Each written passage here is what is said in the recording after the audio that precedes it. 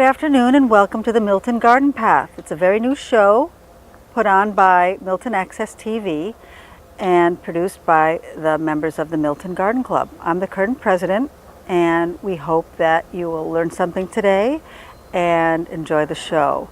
Our goal is to bring gardens to you, garden tips, horticulture information, problem-solving techniques, and just various things that could help you become better gardeners, improve on your skills, and take away some of the gray areas. So our very first episode will be going to the home of Carol Stalker. Many of you read Carol Stalker's articles in the Boston Globe on Sundays, and she's well known around town. She's received many awards and she's quite knowledgeable, so I hope you enjoy our visit with Carol. If you have a question or a problem in your garden that you would like answered, feel free to email at the following address, miltongardenpath@gmail.com, or find us on Facebook and submit a question there. If you know of a garden that's spectacular or even not spectacular, that you just have a problem and you'd like us to come visit, again, get in touch with us at miltongardenpath@gmail.com.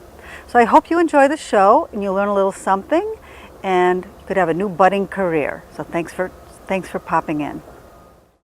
Well, welcome to our very first show of the Milton Garden Path. We're here at the home of Carol Stalker, an award-winning writer for the Boston Globe, author of the Boston Globe Gardening Almanac, garden aficionado, expert of many things, nature, horticultural, and wildlife preservationist. So Carol, thank you for sitting with us today and bringing us through your lovely home, of your garden style. We can't wait to get in there and hear what you have going on. So can you tell me a little bit more of what we expect to see? It's very exciting that you're starting this new show. So this is something, I guess you're going to go to people's gardens all over Milton, right? There'll be many topics down the line.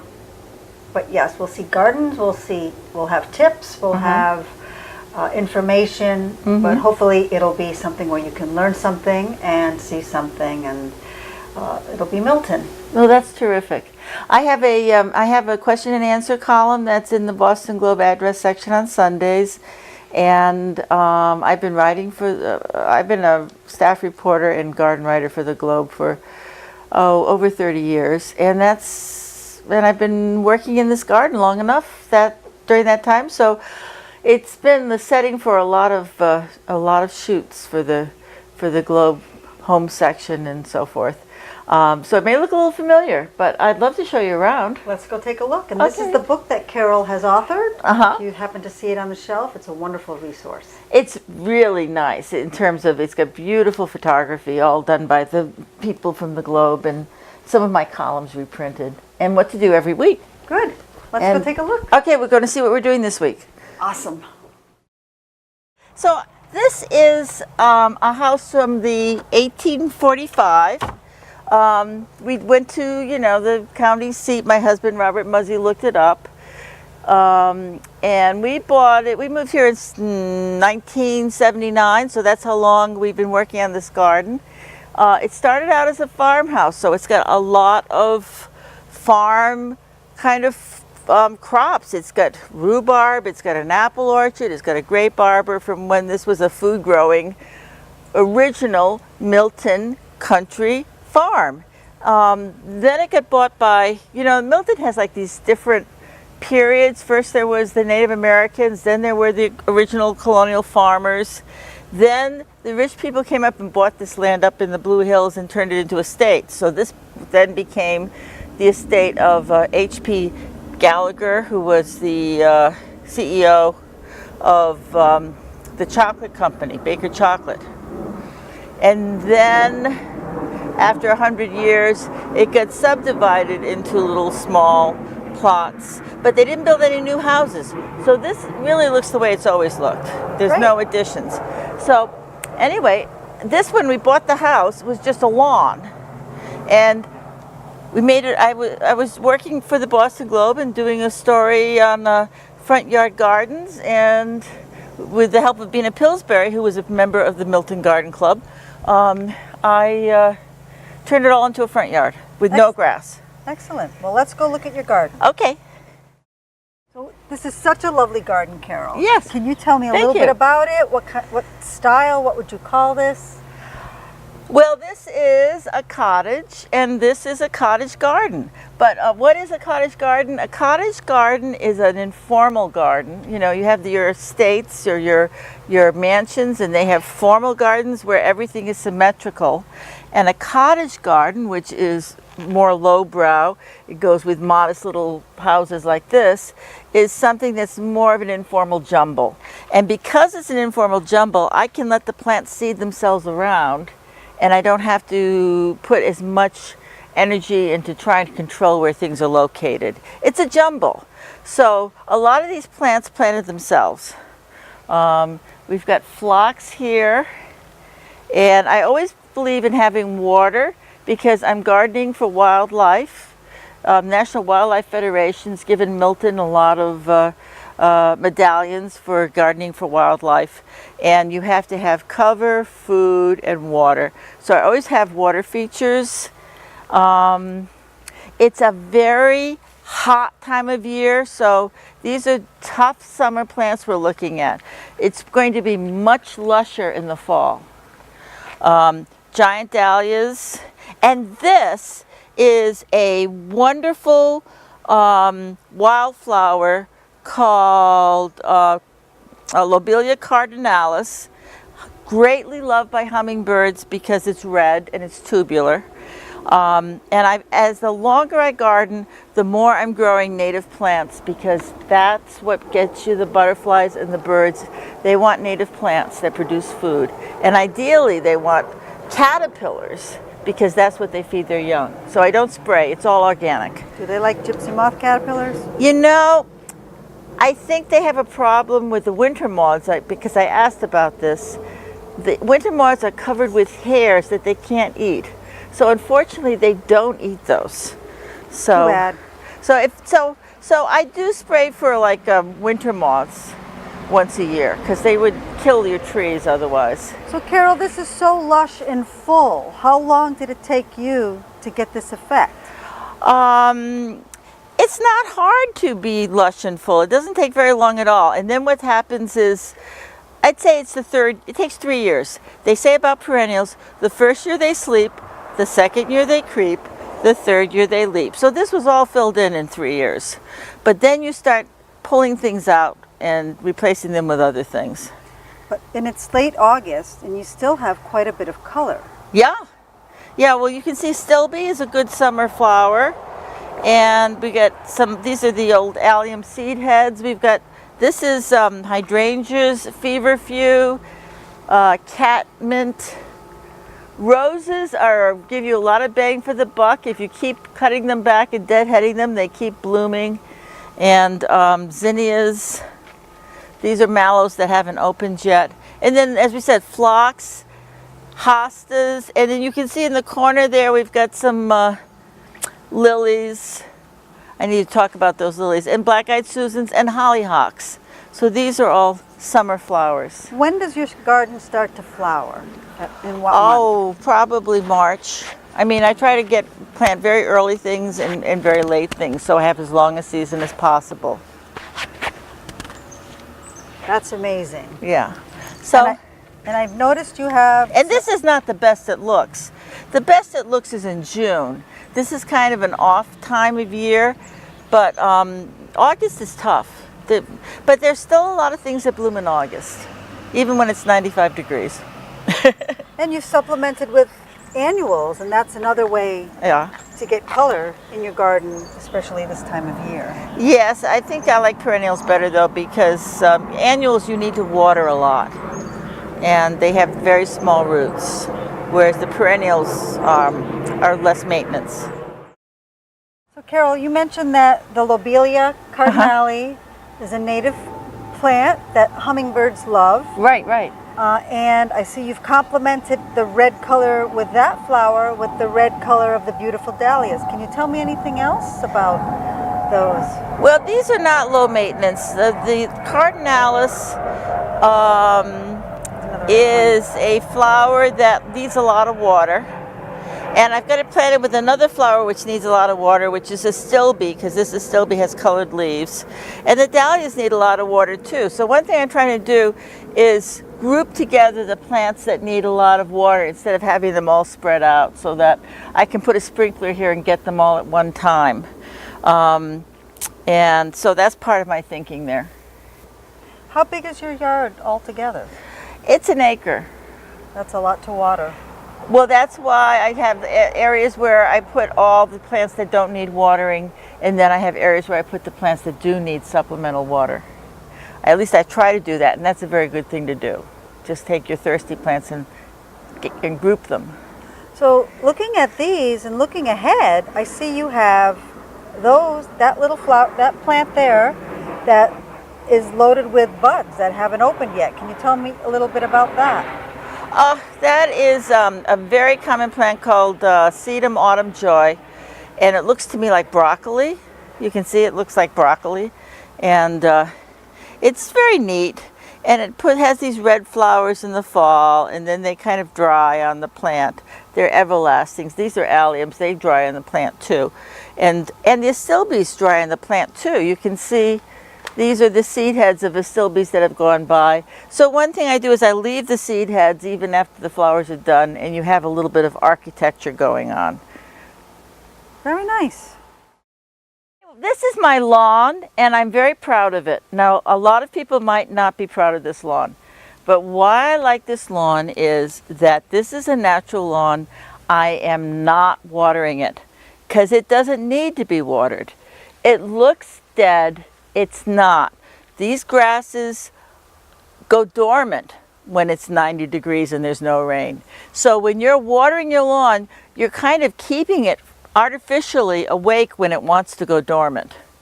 Lawns are meant to go dormant in the summer and then turn green again in the fall when the fall rains come. So if you think your lawn is dying, it's not really dying. It's just going to sleep. So what I water is I water this tree because I don't want it to die, and I water those flowers because I don't want them to die, and if I don't water them, they will die. But I don't water the lawn because it's not going to die. It doesn't need to be watered.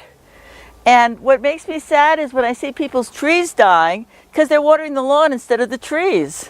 So water the trees, forget about the lawn. So most people in their yards have many varieties of birds, and if you're like me, you have many, many sparrows.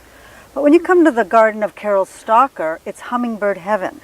And just standing here, within a minute or two, you'll see them buzzing around our heads, buzzing around Carol's head, and even maybe visiting the bird feeder. What do you do to attract so many of these lovely little hummingbirds? Oh, they're very appealing. Actually, my husband, Robert Muzzy, is the hummingbird whisperer. Oh. He knows all of them, and he can tell them apart, and he writes down the dates that they arrive every spring and the dates that they leave in the fall, and he looks forward to their return because, you know, they spend the winter in South America. I didn't know that. They migrate. And those little hummingbirds fly all the way across the Gulf of Mexico without stopping in one flight. Isn't that amazing? So they come back in the spring. And like a lot of gardeners, I've always been very interested in attracting hummingbirds. But what we found, the secret is a hummingbird feeder. My husband put up a hummingbird feeder, which is full of sugar water. And then we found that the male hummingbird would chase away the females, which seemed counterproductive. We don't know why he does it, so we put a second one in. Then we got two males, and they chased away the females, so then we put a third one in. I don't know why they do it. And now we have 4 different hummingbird feeders and 4 different females and 2 males, and the males are always patrolling. So we've put them on different sides of the house so that the males cannot see all the feeders. at the same time, and the females all go in and eat at the feeder where the male isn't, and then the male comes and finds them and they'll fly away. So Not very nice. no, they're very aggressive little creatures for their size, you know. So so the secret to a hummingbird is a hummingbird feeder, and we feed sugar water. If you put honey in, it would kill them, ironically. So no honey. And we change it twice a week, because you get all sorts of ants and things in there if you don't change it. So you don't wait till it gets to the bottom. You replace it twice a week, and you know it's very simple. Hummingbirds, hummingbird feeder. Is there a ratio of sugar to water? Yeah, you get instructions when you buy the feeder. And to tell you the truth, my husband's the one that puts the sugar water in. He's very, very religious about the timing of it. The other thing I would say is we always have a few hummingbird nests, and we get the babies. And the babies eat spiders and caterpillars. So you have to have an organic garden with a lot of insects. Because these little tiny microscopic insects are what they feed the babies. The babies don't go for the sugar water until they're old enough to fly. Is there a type of tree that you like to have that would provide nourishment for all those little caterpillars? Well, the absolute best tree is oak trees. And I always feel bad when someone cuts down an oak tree because they're messy and they have acorns and leaves. They have 550 different kinds of caterpillars on every oak tree. Wow.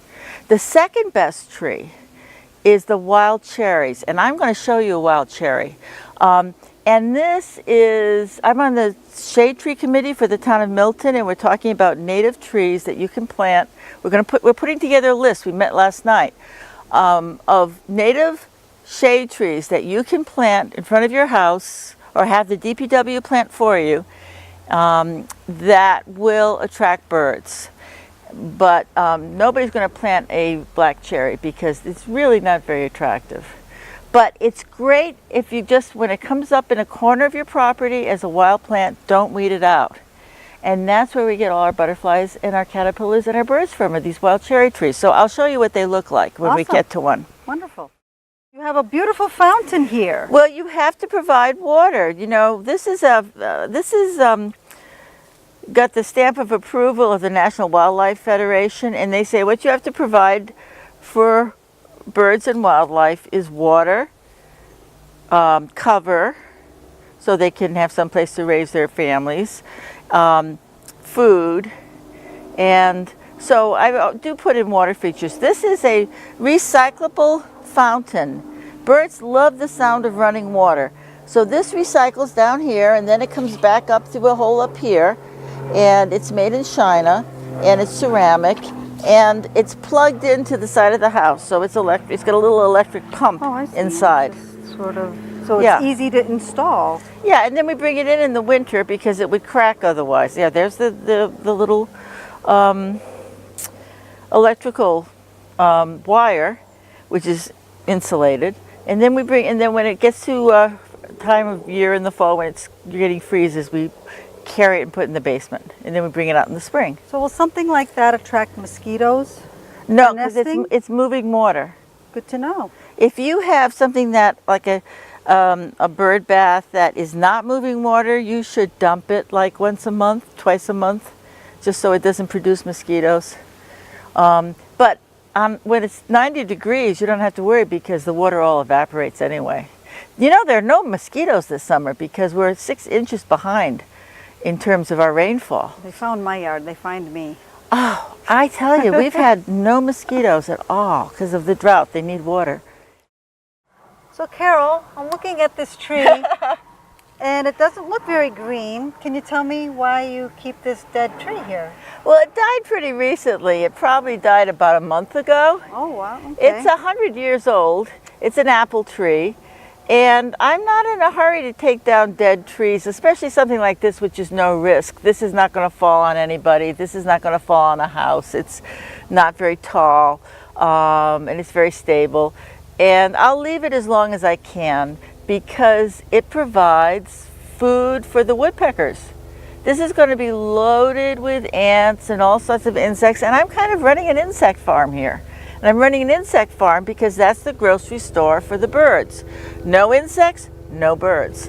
So this is the woodpecker grocery store. So that doesn't bug you?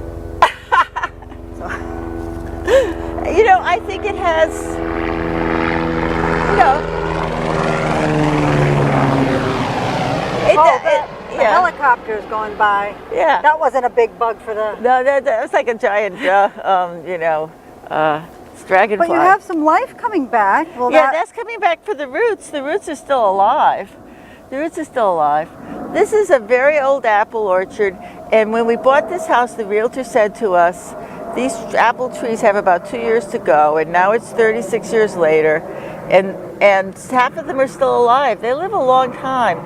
Some of these apple trees, you can put your arms right through a hole in the middle, and they're still alive and they're still producing apples. I don't think I'll stick my arm in there. No. So this is, dead trees are wonderful for wildlife. And if you go in the woods, there are dead trees. Nobody's cutting down the dead trees in the woods. That's where so many of the birds and the animals are getting their food from. And so, so this is my nod to nature. I have a little motto, which is, you know, leave up the dead trees. And I want to show you something else which is interesting, which is, see these? What are these? They're amazing. This is an interesting story. A little bit. This is a lily called Black Beauty, and it is the only lily that you can grow that the red lily leaf beetles don't like the taste of.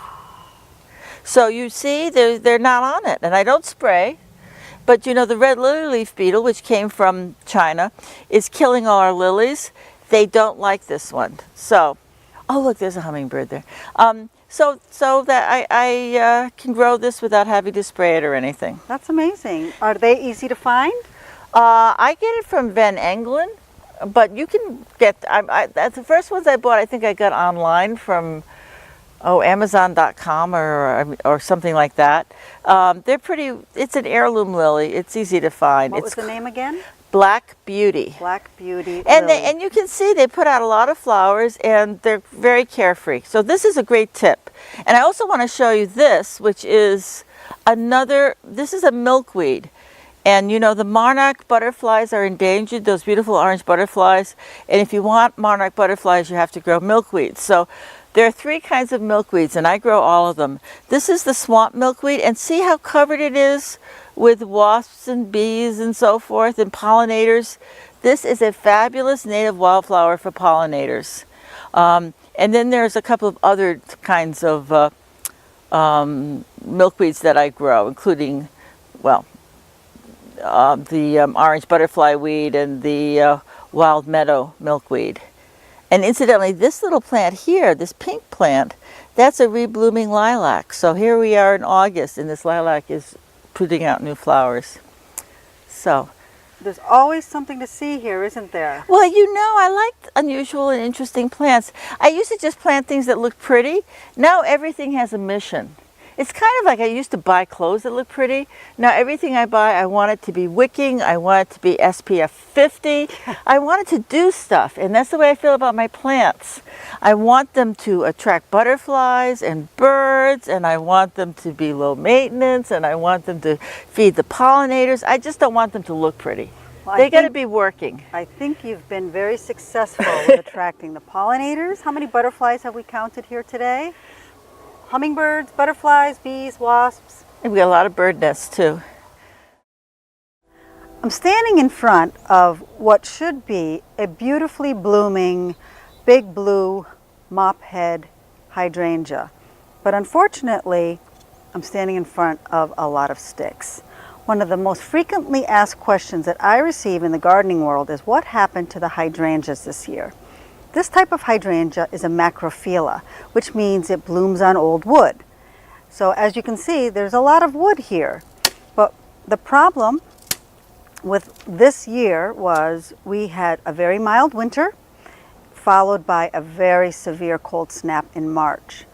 So all the buds froze off. I'm going to walk you over here to show you this beautiful plant with lots of green foliage, also with no flowers. So right now, today's date is July. You might not see this until August. However, the flowers for next year are forming right now on this stem. If you can look closely here in these little knobs, those are your flowers for next year. So if you trim those off, you won't have any blooms next year. So in the spring of next year, this stem will be the old wood, and that's the wood that's necessary to produce the blooms. And what we have this year, unfortunately, are these sticks with nothing on them. So I guess you'll just have to go to the flower market or maybe Nantucket, where they have a different climate, and find your blue hydrangeas. So that's the reason your hydrangeas didn't bloom this year. Well, Carol, thank you for showing us your antique home, your cottage garden, your hummingbird haven, your bird sanctuary, and all of your wonderful native healthy plants. And we hope that you visit us again, or that we can visit you again, so we see what's growing in the next month. It's always different. Super. And thank you all for tuning in. And we hope you enjoyed the show. You can look us up on Facebook at the following address. And if you have any questions that you'd like to be answered, if you have a problem in your garden, you have a pesky bug that's eating something, whatever you have a question with, send an email to miltongardenpath@gmail.com. So please tune in to miltongardenpath@gmail.com with your questions. And we hope to see you again soon. So thank you for tuning in.